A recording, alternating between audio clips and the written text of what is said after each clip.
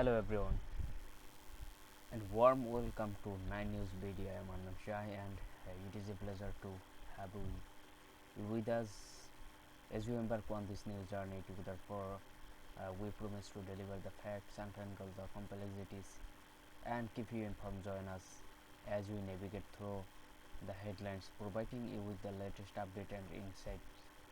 We strive to shift through the noise to bring you the most relevant and reliable news. Stay tuned for the top stories that matter. I hope you will see how you understand about this video. Little talk about the video.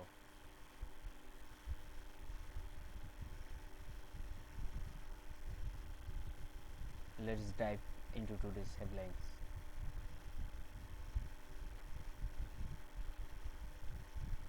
I told you guys in my most recent Mari video that we would have a video breaking down Klay Thompson leaving the Warriors for the Mavericks, so you guys know that I just had to keep my word. Funny story.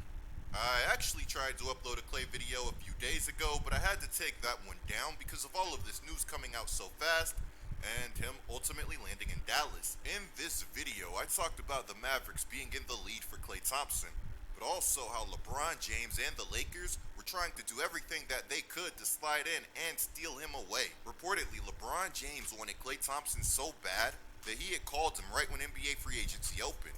Not only did LeBron James call Klay Thompson, but reportedly he was also willing to sacrifice to make this pairing happen. Woj said this prior to Klay Thompson being expected to join the Mavericks. There's a sense that LeBron James really starts to take this year to year, but what he's telling the Lakers is if they can find an impact player at the mid-level exception of about $13 million, whether that's Klay Thompson, James Harden, Jonas Valanciunas, maybe a couple of others, because this is not a star-laden free agency class, he will take less on his contract to allow the Lakers to add that exception into their payroll. James Harden re-signed with the Clippers. Jonas Valanciunas signed with the Wizards.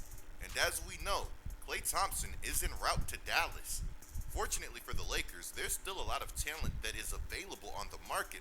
And fortunately for the Mavericks, they have yet again got their guy. But don't feel too bad about missing out on Klay, Lakers fans, because according to Ramona Shelburne, there's really not much that the team could have done. Reportedly, Klay Thompson wanted a fresh start because he felt that playing for the Lakers would be too similar to playing for the Warriors. I wonder what he meant by that. Anyways, guys, we have to talk about what Klay Thompson joining Luka Doncic and Kyrie Irving on this Mavericks team means. But first, today's content is brought to you guys by the people who've been making sure that I've been staying entertained throughout all this madness all off season. Underdog Fantasy. For those of you who don't know, Underdog Fantasy is the best and easiest way to play daily fantasy. Signing up is super simple and submitting an entry is even easier. And right now, when you sign up using code COOP, not only can you get a first time deposit bonus for up to $250, but you can also get a special limited time bonus square. Don't sleep on that bonus square. If I had used this bonus square over Kyrie scoring 23 and a half points, I would be $500 richer. Guys, remember, code COOP to support the channel and follow my IG at GETLIKECOOP to see my picks before anybody else. Thank you, Underdog, for the sponsor.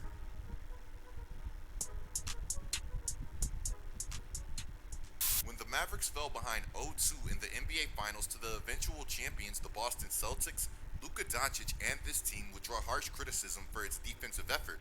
But while everybody was engulfed with the shortcomings of the Mavericks' defense, Luka would say that the team's true problem wasn't their defense at all.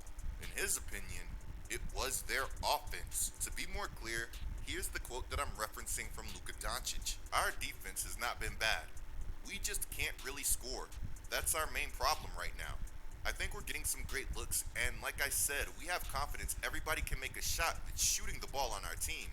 So we just gotta keep believing. Without a doubt, the Mavericks defense could have been better, but at the same time, it's hard to disagree with the point that Luka made about the team's offense being a problem when this team shot 40% on wide open twos and 31.1% on wide open threes for the series. And when I say wide open, I'm talking about there not being a defender within 6 feet of the person taking the shot. I'm talking about shots that you and me could knock down. Now, the 2-point percentage rises to 48.9% with the closest defender being 4 to 6 feet from the player taking the shot, but the 3-point percentage falls even more, going down to 28.7%. Despite finishing second in defensive rating during the regular season, only trailing the Timberwolves, in my opinion, the Celtics were the league's best defense. It's always going to be awfully hard to beat the league's best defense if you can't even hit shots when nobody is in with guarding distance of you.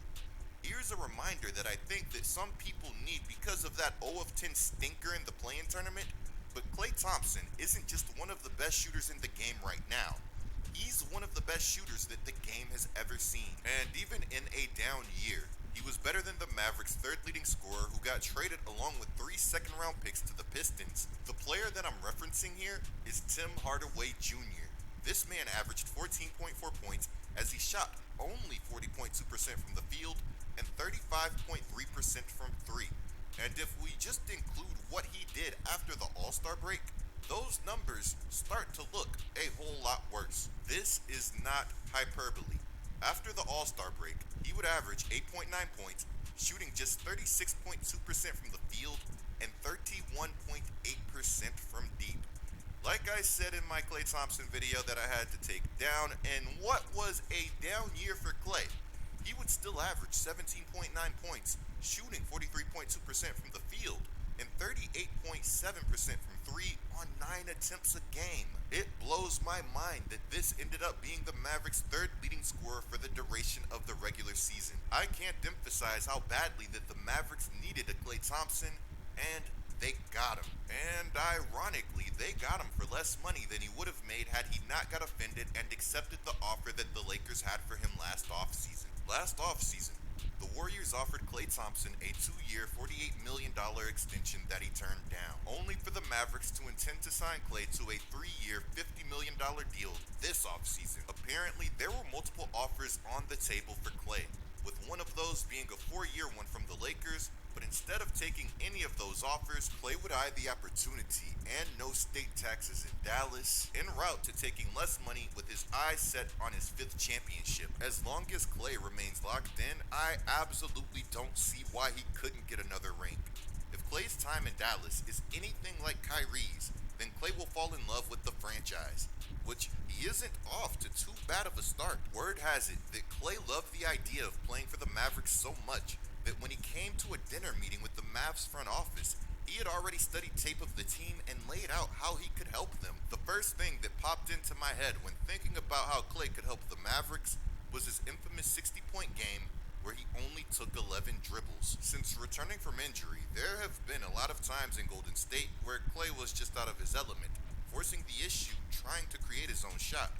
I think part of it was him trying to prove the haters wrong, and part of it was that he knew that the Warriors needed another go-to scorer next to Steph. Regardless, Klay Thompson is now headed to a team that will have Luka Doncic and Kyrie Irving, 2 of the greatest offensive talents that the game has ever seen. To be an impactful Maverick, all this guy is going to have to do is space the floor and knock down open shots, something that he's shown us that he's more than capable of doing time and time again. Luka Doncic averaged the second most assists per game last season, averaging 9.8, and had the 4th most 3-point assists, assisting on 264 3-point shots. I am fully expecting that number to grow this season with an already devastating offense becoming even more solid. It's going to be a lot of fun seeing Klay pull defenders away from Luka and Kyrie. It should also be fun to see how creative that the Mavericks get with him on offense. Now, Klay, at this stage of his career, isn't the lockdown all-defensive team defender that he once was,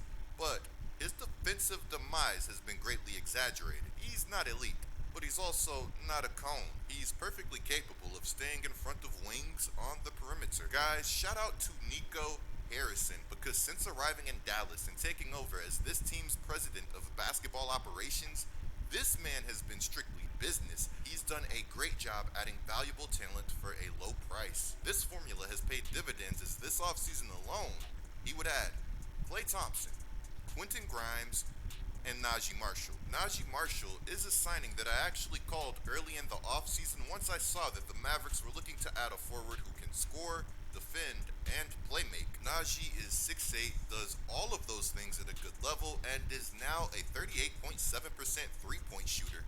Something that is very impressive considering how good of a pure slasher that he was coming into the league. Najee also doesn't take any BS. Mavs fans, take it from a Pelicans fan. You guys are going to love this guy. In the comments below, let me know what you guys think of the Mavericks signing Klay Thompson. Are they your favorites to come out of the Western Conference? And if they aren't, then who is? Guys, there's some more NBA news that I need to be covering, so I'm GetLikeCOOP, bringing you guys the scoop until our next upload.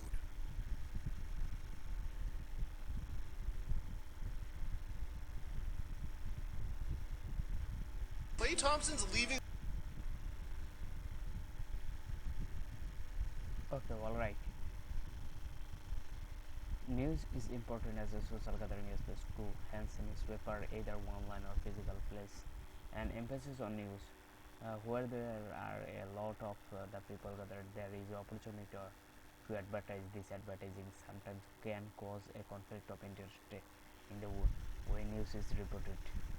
Thank you for watching this news report. If you enjoyed it, please like and share and subscribe to our channel for more updates.